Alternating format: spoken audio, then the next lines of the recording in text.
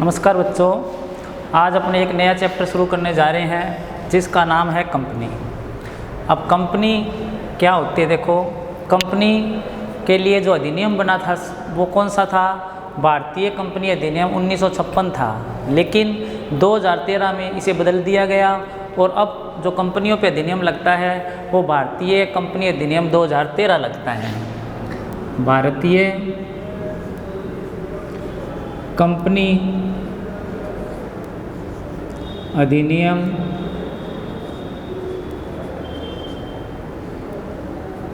2013, भारतीय कंपनी अधिनियम 2013।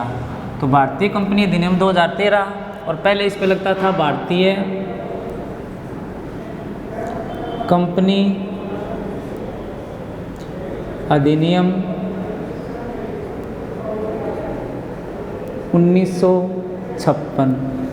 पहले इसके लिए जो अधिनियम बना हुआ था वो भारतीय कंपनी अधिनियम 1956 था। अब ये बन गया भारतीय कंपनी अधिनियम 2013।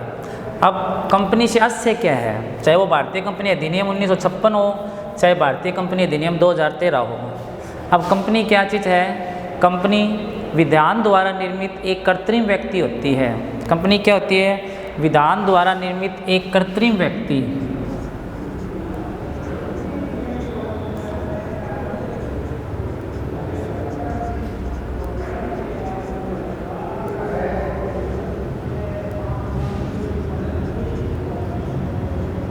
कंपनी है वो विधान द्वारा निर्मित एक कृत्रिम व्यक्ति है जिसकी अपनी एक सार्वमुद्रा होती है।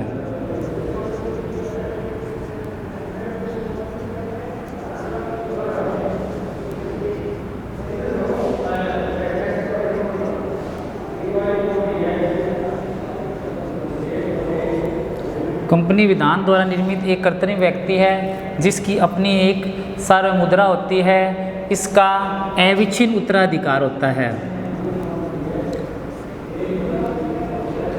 अविच्छिन्न उत्तराधिकार होता है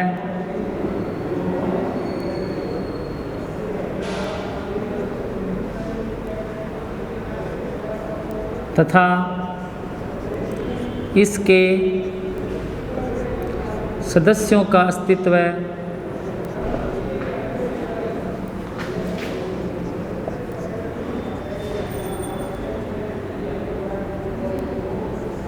कंपनी से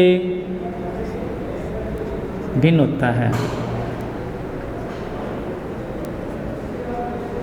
कंपनी की परिभाषा क्या दी गई है कि भारतीय कंपनी अधिनियम 2013 के अनुसार कंपनी विधान द्वारा निर्मित एक कृत्रिम व्यक्ति है। अब देखो, विधान द्वारा निर्मित कृत्रिम व्यक्ति, इसे एक कृत्रिम व्यक्ति माना गया है। कंपनी को क्या माना गया है? एक व्यक्ति माना गया है, लेकिन एक कृत्रिम व्यक्ति है क्योंकि इसका जो निर्माण होता है वो विधान द्वारा यानी कानून द्वारा होता है। तो कंपनी विधान द्वारा निर्मित एक कृत्रिम व्यक्ति है जिसकी अपनी एक सार्वमुद्रा होती है। सार्वमुद्रा का अर्थ होता है मुहर। कंपनी की खुद की एक मोहर होती है और जहाँ पर कंपनी की मोहर लग जाती है तो उस कार्य के लिए कंपनी बाध्य हो जाती है। इसका अविच्छिन्न उत्तराधिकार होता है। कंपनी का उत्तराधिकार वो अविच्छिन्न होता है। अविच्छिन्न होने का मतलब है कि कंपनी के बहुत से अंशधारी होते हैं। अगर किसी अंशधारी की मृत्यु हो जाती है तो कंपनी के अस्तित्व पे उसका कोई प्रभाव नहीं पड़ता है। कंपनी है वो सुचारू रूप से चलती रहती है। इसे भी ऐसे भी कह सकते हैं कि इसका अपना सतत उत्तराधिकार होता है। सतत माने लगातार जो चलता रहे। अविच्छिन्न या सतत उत्तराधिकार होता है था। इसके सदस्यों का अस्तित्व कंपनी से भिन्न होता है। कंपनी के जो सदस्य होते हैं वो क्या कहलाते हैं? कंपनी के अंशधारी कहलाते हैं। और कंपनी के जो अंशधारी हैं उनका जो अस्तित्व होता है वो कंपनी से भिन्न होता है। यानी कंपनी अपने कार्य के लिए अलग से उत्तरदायी होती है और सदस्य अपने कार्यों के लिए अलग से उत्तरदायी होते हैं। इसका जो अस्तित्व है वो कंपनी से भिन्न होता है। तो कंपनी पूछ ले, कंपनी का निर्माण कौन करता है? तो कंपनी का निर्माण है वो विधान द्वारा होता है, यानी कि कंपनी का निर्माण कानून करता है। इसलिए इसे एक कृत्रिम व्यक्ति की परिभाषा में शामिल किया गया है। इसे एक कृत्रिम व्यक्ति माना गया है। ये वो सारे कार्य कर सकता है। किसी दूसरे व्यक्ति पे वाद कर सकता है या कोई दूसरा व्यक्ति कंपनी पर वाद कर सकती है। इसलिए इसे कृत्रिम व्यक्ति माना गया है। लेकिन एक कंपनी व्यक्ति है लेकिन वो नागरिक नहीं माना जा सकता, क्योंकि प्रत्येक नागरिक को मत देने का अधिकार होता है। कंपनी है वो मत नहीं दे सकती है। कंपनी क्या है? मत नहीं दे सकती है। जिसकी अपनी एक सार्वभौम मुद्रा होती है। कंपनी क्या है? अपनी एक सार्वभौम मुद्रा है। सार्वभौम मुद्रा का मतलब क्या हो गया कि कंपनी की अपनी एक मुहर होती है और कंपनी जहाँ पर कंपनी की मुहर लग जाती है उस कार्य के लिए कंपनी है वो बाध्य हो जाती है। इसका अविच्छिन्न उत्तराधिकार होता है। अविच्छिन्न का मतलब होता है सतत, यानी कि इसका उत्तराधिकार है वो सतत होता है। एक अंशधारी की मृत्यु होने पर कंपनी के अस्तित्व पे कोई प्रभाव नहीं पड़ता। कंपनी है वो सुचारू रूप से चलती रहती है तथा इसके सदस्यों का अस्तित्व कंपनी से भिन्न होता है। कंपनी का जो अस्तित्व है वो अलग है और इसके सदस्यों का जो अस्तित्व है वो अलग है। कंपनी अपने कार्यों के लिए अलग से बाध्य होएगी और जो इसके अंशधारी है या सदस्य है वो अलग से बाध्य होते हैं। इसलिए सदस्यों को और कंपनी को भिन्न भिन्न माना जाता है। तो कंपनी के लिए जो अधिनियम है वो अपना कौन सा है? भारतीय कंपनी अधिनियम 1956। 2013 हो गया जो। अभी देखो कंपनी के प्रकार कौन कौन से होते हैं।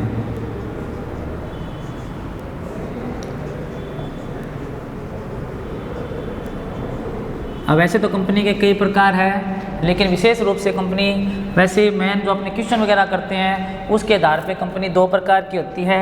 एक तो सार्वजनिक कंपनी,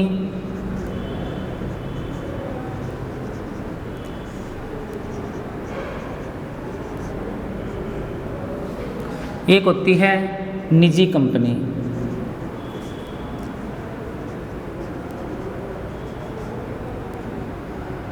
एक तो होती है सार्वजनिक कंपनी और एक निजी कंपनी। देखो सार्वजनिक कंपनी सबसे पहले इन दोनों में डिफरेंस क्या है? एक सार्वजनिक कंपनी में और निजी कंपनी में क्या डिफरेंस है? नंबर एक, ये कंपनी प्रविवरण जारी कर सकती है।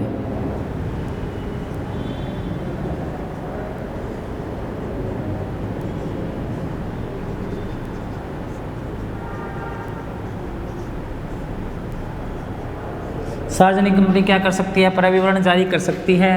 निजी कंपनी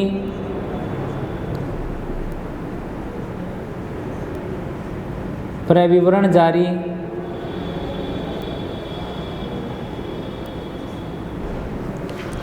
नहीं कर सकती है।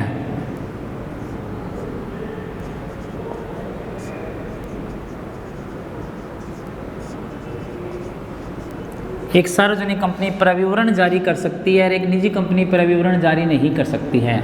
अब बात आती है कि प्रविवरण होता क्या है।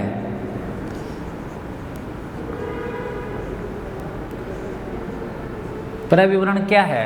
एक कंपनी जब अपने अंश जारी करती है तो कंपनी अंश जारी करने के लिए पहले क्या करती है? विज्ञापन देती है कि फला कंपनी अपने इतने अंशों को जारी करना चाहती है। यदि कोई व्यक्ति इस कंपनी के शेयर परचेज करना चाहे तो वो कर सकता है।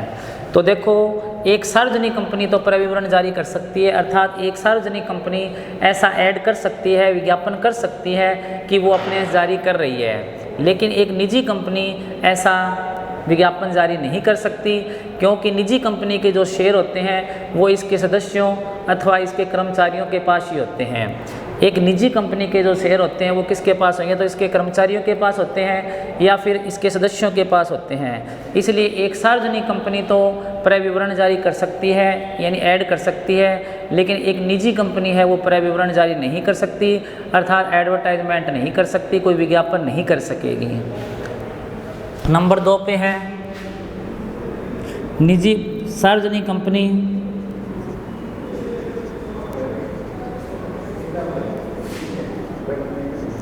अपने नाम के आगे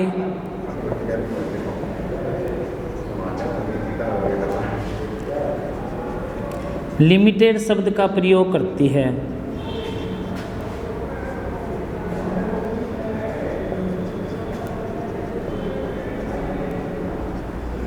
एक निजी कंपनी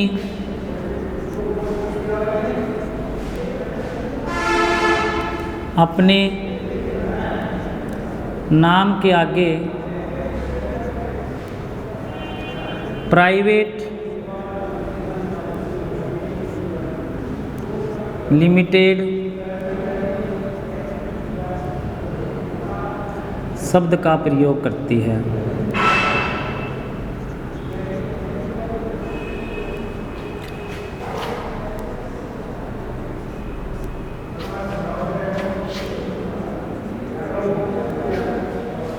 एक सार्वजनिक कंपनी अपने नाम के आगे लिमिटेड शब्द लगाएगी, जैसे राम लिमिटेड, श्याम लिमिटेड, किसी शब्द के आगे अगर लिमिटेड शब्द लगा हुआ है, किसी भी नाम के आगे अगर लिमिटेड शब्द लगा हुआ है तो उसका मतलब है कि वो कंपनी कौन सी सब कंपनी है, एक सार्वजनिक कंपनी है।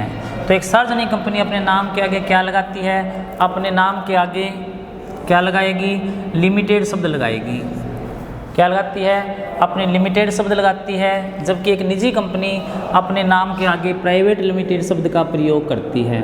एक निजी कंपनी क्या करती है, अपने नाम के आगे प्राइवेट लिमिटेड शब्द का प्रयोग करती है, जबकि एक सार्वजनिक कंपनी अपने नाम के आगे लिमिटेड शब्द का प्रयोग करती है। अगर किसी का नाम लिखा हो कंपनी का और आगे लिमिटेड या प्राइवेट लिमिटेड लिखा हो तो इसका मतलब ये होता है, अगर सिर्फ लिमिटेड लिखा हो तो अर्थात वो एक सार्वजनिक कंपनी है, अगर प्राइवेट लिमिटेड लिखा हो तो इसका मतलब होता है कि वो एक निजी कंपनी है। नंबर 3 होता है सार्वजनिक कंपनी में न्यूनतम सदस्य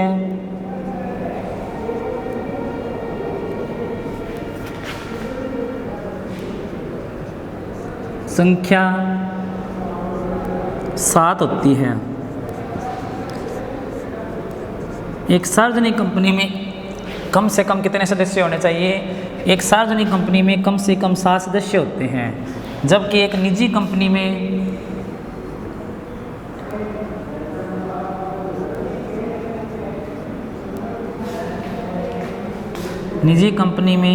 न्यूनतम सदस्य संख्या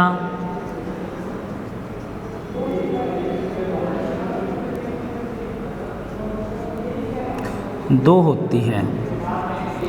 तो एक सार्वजनिक कंपनी में कम से कम कितने सदस्य होने चाहिए, सार्वजनिक कंपनी में कम से कम 7 सदस्य होने चाहिए, जबकि निजी कंपनी में जो सदस्य संख्या होती है वो कितनी होती है, 2 होती है। तो एक सार्वजनिक कंपनी में तो न्यूनतम सदस्य संख्या कितनी होगी, 7, और एक निजी कंपनी में न्यूनतम सदस्य संख्या होती है वो 2 होती है। अर्थात अगर किसी कंपनी में 7 से कम सदस्य है तो एक सार्वजनिक कंपनी नहीं बन सकती। तो कम से कम उसमें कितने सदस्य होने चाहिए, कम से कम 7 सदस्य होने चाहिए, जबकि एक निजी कंपनी में कम से कम कितने सदस्य होने चाहिए, 2 सदस्य। यानी 2 सदस्य मिलकर एक निजी कंपनी का निर्माण कर सकते हैं और 7 सदस्य मिलकर एक सार्वजनिक कंपनी का निर्माण कर सकते हैं। सार्वजनिक कंपनी में अधिकतम सदस्य संख्या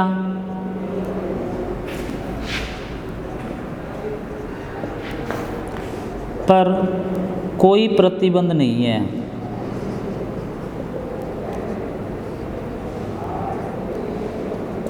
सार्वजनिक कंपनी में अधिकतम सदस्य संख्या पर कोई प्रतिबंध नहीं है, अर्थात इसमें कितने भी अधिकतम सदस्य कितने भी हो सकते हैं। एक कंपनी जितने अंश जारी करती है, एक कंपनी द्वारा जितने अंश जारी किए जाते हैं उसकी सीमा तक अंश जारी हो सकते हैं। कहने का मतलब, मान लो एक कंपनी 1000 अंश जारी कर रही है और प्रत्येक व्यक्ति ने 1 शेयर खरीदा है, प्रत्येक व्यक्ति ने 1 शेयर खरीदा है तो उसमें 1000 सदस्य भी हो गए। कई बार ये होता है कि 2 व्यक्ति मिलकर 1 शेयर खरीदते हैं, तो 2 व्यक्ति मिलकर 1 सदस्य शेयर खरीदेंगे तो उसे एक ही व्यक्ति माना जाएगा। अगर 1 से अधिक व्यक्ति मिलकर कोई 1 शेयर लेते हैं तो उसे अधिक व्यक्ति नहीं माना जा सकता, उसे एक ही व्यक्ति माना जाएगा। तो अगर मान लो एक अकेला व्यक्ति 100 शेयर खरीद ले, एक अकेला व्यक्ति 100 शेयर खरीद ले, तो एक अकेला व्यक्ति जब 100 शेयर खरीदेगा तो उसे एक व्यक्ति माना जाएगा। कहने का मतलब, एक से अधिक व्यक्ति अगर 1 शेयर खरीदे तो भी उसे एक व्यक्ति माना जाता है, और एक अकेला व्यक्ति अगर 1 से अधिक शेयर खरीद ले तो भी उसे एक ही व्यक्ति माना जाता है। इस तरह से सार्वजनिक कंपनी में अधिकतम सदस्य संख्या पर कोई प्रतिबंध नहीं है। सार्वजनिक कंपनी में अधिकतम सदस्य संख्या है वो कितनी होती है, सार्वजनिक कंपनी में अधिकतम सदस्य संख्या है उस पर कोई प्रतिबंध नहीं है। निजी कंपनी में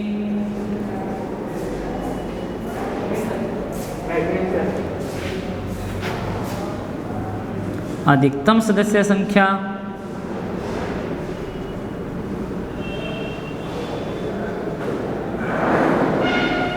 200 तक होती है। यानी एक सार्वजनिक कंपनी में तो अधिकतम संख्या कितनी भी हो सकती है, लेकिन एक निजी कंपनी में अधिकतम सदस्य संख्या 200 तक होती है। यानी जो भारतीय कंपनी अधिनियम 1956 के आधार पे कितनी थी, 50 थी। इसे यानी कि एक निजी कंपनी 50 से अधिक सदस्यों को शामिल नहीं कर सकती, जबकि जिसे बढ़ाकर 2013 में कितना कर दिया गया, 200 कर दिया गया। अब एक निजी कंपनी में सदस्य संख्या है वो 200 तक जा सकती है। तो सार्वजनिक कंपनी में अधिकतम सदस्य संख्या कितनी है पर कोई प्रतिबंध नहीं है, जबकि निजी कंपनी में अधिकतम सदस्य संख्या वो 200 तक हो सकती है। नंबर 5 पे है, एक सार्वजनिक कंपनी में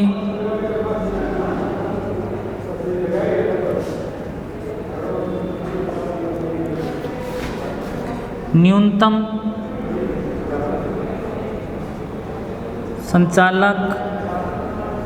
संचालकों की संख्या 3 होती है। यानी कम से कम किसी सार्वजनिक कंपनी में 3 संचालक होने चाहिए, और एक निजी कंपनी में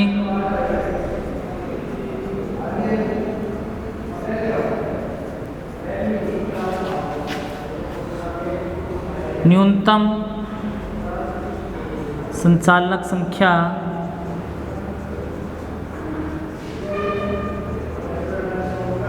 2 होती है। तो एक निजी कंपनी और सार्वजनिक कंपनी में पांचवा अंतर क्या है कि एक सार्वजनिक कंपनी में न्यूनतम जो संचालकों की संख्या वो 3 होती है, और एक निजी कंपनी में कम से कम 2 संचालक होते हैं।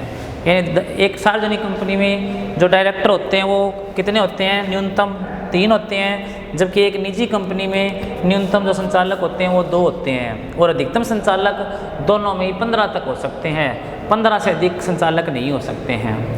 तो कंपनी के प्रकार में पहला कौन सा है अपना, सार्वजनिक कंपनी और निजी कंपनी, और दोनों में अंतर, ऐसे बहुत से अंतर है, लेकिन मेन 5 अंतर है इसमें कि एक तो सार्वजनिक कंपनी अपने अंशों को जारी करने के लिए क्रय विवरण जारी कर सकती है, एक निजी कंपनी अपने अंशों को जारी करने के लिए क्रय विवरण जारी नहीं कर सकती है। अर्थात एक सार्वजनिक कंपनी अपने अंश जारी करने के लिए विज्ञापन जारी करके जनता को अंश जारी कर सकती है, लेकिन एक निजी कंपनी अपने शेयर है वो जनता को जारी नहीं कर सकती, अतः वह क्रय विवरण जारी यानी विज्ञापन जारी नहीं कर सकती है। अब सार्वजनिक कंपनी अपने नाम के आगे सदैव किस शब्द का प्रयोग करेगी, सार्वजनिक कंपनी अपने नाम के आगे लिमिटेड शब्द का प्रयोग करती है, जबकि एक निजी कंपनी अपने नाम के आगे प्राइवेट लिमिटेड का शब्द का प्रयोग करती है। एक निजी कंपनी क्या करती है, अपने नाम के आगे प्राइवेट लिमिटेड शब्द का प्रयोग करती है। सार्वजनिक कंपनी में न्यूनतम सदस्य संख्या कितनी होती है, कम से कम कितने सदस्य होने चाहिए, एक सार्वजनिक कंपनी में कम से कम 7 सदस्य होते हैं, जबकि एक निजी कंपनी में न्यूनतम 2 सदस्य होते हैं। तो एक सार्वजनिक कंपनी में कम से कम कितने सदस्य होने चाहिए, 7, और एक निजी कंपनी में कम से कम कितने सदस्य होने चाहिए, 2। सार्वजनिक कंपनी में अधिकतम सदस्य संख्या पर कोई प्रतिबंध नहीं है, एक सार्वजनिक कंपनी में उसके द्वारा जारी किए गए अंशों की सीमा तक सदस्य होते हैं, जबकि एक निजी कंपनी में जो अधिकतम सदस्य संख्या है वो 200 से अधिक नहीं होती है। एक सार्वजनिक कंपनी में न्यूनतम जो संचालक होते हैं वो 3 होते हैं, जबकि निजी कंपनी में न्यूनतम संचालक है वो 2 होते हैं। तो ये हो गया अपना पहला नंबर पे निजी कंपनी और सार्वजनिक कंपनी। इसके अलावा भी कंपनी के कई प्रकार हैं।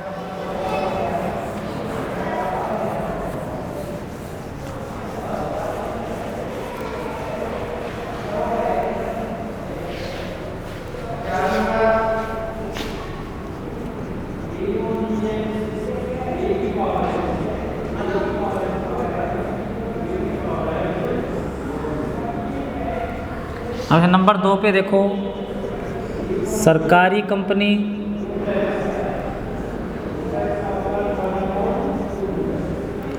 और गैर सरकारी कंपनी।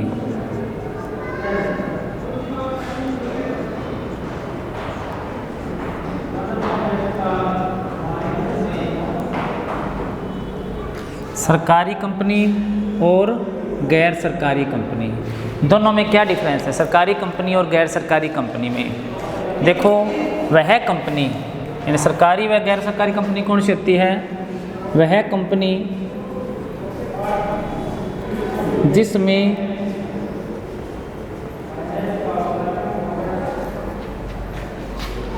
%50 से अधिक समता अंशों पर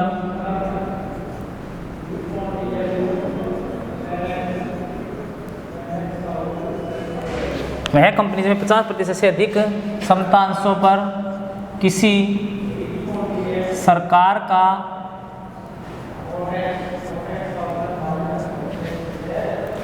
चाहे केंद्र सरकार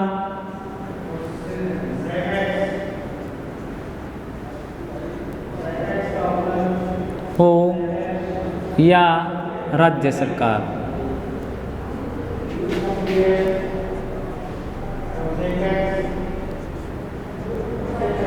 नियंत्रण होता है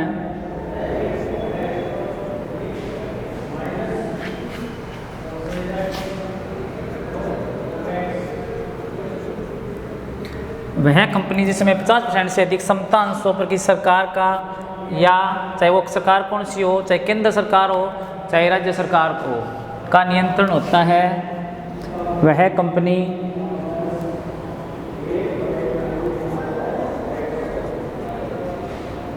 सरकारी कंपनी कहलाती है।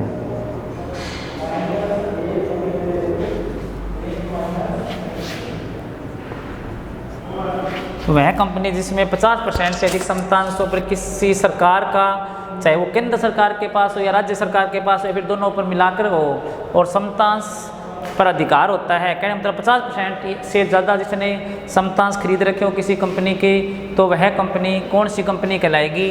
वह कंपनी है वो सरकारी कंपनी कहलाती है। और जिस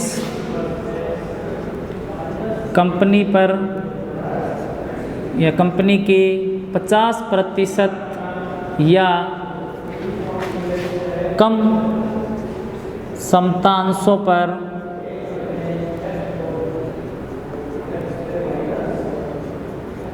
किसी सरकार का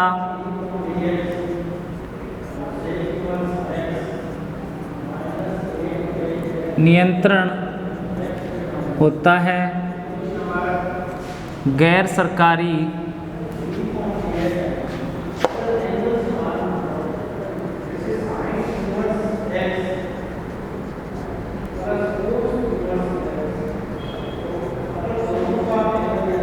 तो सरकारी और गैर सरकारी कंपनी कौन सी होगी?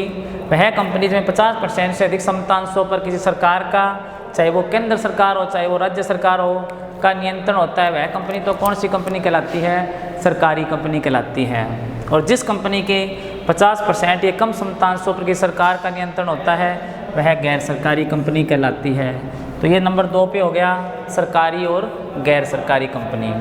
तो नंबर पहले तो हमने क्या पढ़ा? देखो कंपनी सदस्य, तो कंपनी किसे कहते हैं? कंपनी विधान द्वारा निर्मित एक कृत्रिम व्यक्ति होती है जिसकी अपनी एक सार्वमुद्रा होती है, जिसका अविच्छिन्न उत्तराधिकार होता है और उसके सदस्यों का अस्तित्व कंपनी से अलग होता है। उसके बाद था कि कंपनी के प्रकार में निजी सार्वजनिक कंपनी और निजी कंपनी। तो सार्वजनिक कंपनी और निजी कंपनी में अंतर पढ़े हमने। पहला अंतर था एक सार्वजनिक कंपनी अपने अंशों को जारी करने के लिए प्रविवरण जारी कर सकती है, जबकि एक निजी कंपनी अपने अंशों को जारी करने के लिए प्रविवरण जारी नहीं कर सकती, अर्थात विज्ञापन नहीं दे सकती है। उसके नंबर 2 पे था एक सार्वजनिक कंपनी अपने नाम के आगे लिमिटेड शब्द का प्रयोग करती है, जबकि एक निजी कंपनी अपने नाम के आगे प्राइवेट लिमिटेड शब्द का प्रयोग करती है। उसके बाद था एक सार्वजनिक कंपनी में कम से कम सदस्य संख्या 7 होती है, जबकि एक निजी कंपनी में सदस्यों की संख्या है वो कम से कम 2 होती है। एक सार्वजनिक कंपनी में अधिकतम सदस्य संख्या पर कोई प्रतिबंध नहीं है, कितने भी हो सकते हैं, जबकि एक निजी कंपनी में अधिकतम सदस्य संख्या है वो 200 तक होती है। उसके बाद था एक निजी कंपनी में, एक सार्वजनिक कंपनी में कम से कम 3 संचालक होते हैं और एक निजी कंपनी में कम से कम है वो 2 संचालक होते हैं। उसके अलावा देखो अधिकतम और न्यूनतम संख्या बता दी। सार्वजनिक कंपनी में न्यूनतम होती है 7 और निजी कंपनी में न्यूनतम होती है 2, अधिकतम होती है सार्वजनिक कंपनी में कोई सीमा नहीं और निजी कंपनी में वो 200 तक हो सकती है। उसके अलावा ये तो हो गई अपनी निजी और सार्वजनिक कंपनी। उसके बाद है सरकारी और गैर सरकारी कंपनी। तो सरकारी और गैर सरकारी कंपनी में क्या डिफरेंस होता है? तो सरकारी कंपनी वह होती है जिसमें 50% से अधिक समतांशों पर की सरकार, चाहे वो केंद्र सरकार हो चाहे राज्य सरकारों का नियंत्रण होता है, वह तो सरकारी कंपनी कहलाती है। और जिस कंपनी के 50% या कम समतांशों पर की सरकार का नियंत्रण होता है वो गैर सरकारी कंपनी कहलाती है। तो ये हो गए कंपनियों के 2 प्रकार। कल आगे इसी टॉपिक को करेंगे कंपनी के प्रकार। आज इतना ही, धन्यवाद।